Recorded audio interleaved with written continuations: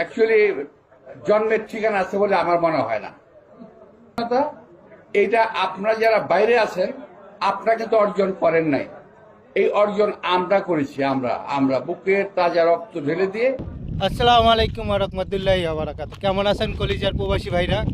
দেখেন, আমাদেরকে নিয়ে মির্জা আব্বাস বিএনপির এক নেতা বলেছিল প্রবাসীরা নাকি জারজ সন্তান।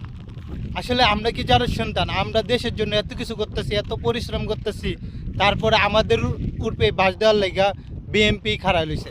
আসলেই বিএনপির নেতাগুলোকে প্রবাসীরা এত ভালোবাসা দিছে, কিন্তু এখন তারা ক্ষমতা যাইব দেখে এই জন্য প্রবাসীদেরকে বাস দেওয়ার জন্য প্রস্তুত হইতেছে। আসলে ভাই, ক্ষমতা এমন একটা জিনিস, ক্ষমতা যে পায় তার কি পিছনে কি ছিল সেটা ভুললা জায়গা। বিএনপি 17 বছর কি মাইর দরকাইছে, একমাত্র প্রবাসীরাই বিএনপিকে সাপোর্ট করছিল, দূর থেকে ভালোবাসা গেছিল এই অনলাইনের মাধ্যমে। আর এখন এই অনলাইনের মাধ্যমেই বিএনপি বলে যে যারা অনলাইনে বিএনপিকে নিয়ে কথা বলে তারা নাকি জারজ সন্তান। ভাই, এই অনলাইনের মাধ্যমেই কিন্তু 5ই আগস্ট আইছিল, শেখ হাসিনা পতন করছে।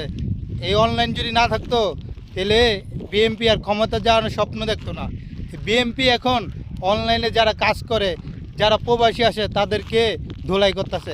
আসলেই তারা ক্ষমতায় গেলে যে কী করবো আল্লাহ জানে। তারা এখন ইসলামের বিপক্ষে দাঁড়াইতেছে, এখন প্রবাসীদের বিপক্ষে দাঁড়াইছে, কয়দিন পর বাংলাদেশ জনগণের বিপক্ষে দাঁড়াইব। এটাই তো বাস্তব কথা ভাই।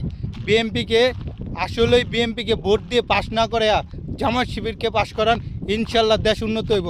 জামাত শিবির একবার আপনারা ক্ষমতা নিয়ে এসে দেখেন, জামাত শিবির কিন্তু ইনশাল্লাহ দেশের উন্নত করব। কারণ জামাত শিবিরের যেরকম বিএনপি আমলে 4টা নেতা ছিল, 4টা মন্ত্রী ছিল, একটা মন্ত্রীর নামে দুর্নীতি মামলা নাই। জামাত শিবির যাই করুক, দেশ উন্নত করব, দেশ ডেভেলপ করব, দেশটাকে সৌদি আরবের থেকে অনেক ডেভেলপ করব যদি জামাত শিবির আসে।